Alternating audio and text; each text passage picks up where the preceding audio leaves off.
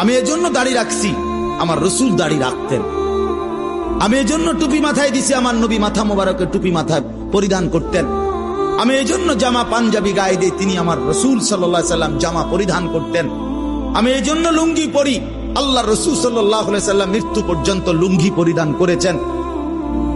আমি এজন্য মোষ ছোট রাখি, আল্লাহ নবী সাল্লাল্লাহু আলাইহি ওয়াসাল্লাম বলছে একটি সুস্থ মানুষের পরিচয়, যে মানুষটা সুস্থ কিনা খোদার কসম এটার পরিচয় হলো যে মোষ ছোট রাখে, দাড়ি লম্বা করে, সে সুস্থ মানুষ, স্বাভাবিক মানুষ, স্বাভাবিক মানুষ।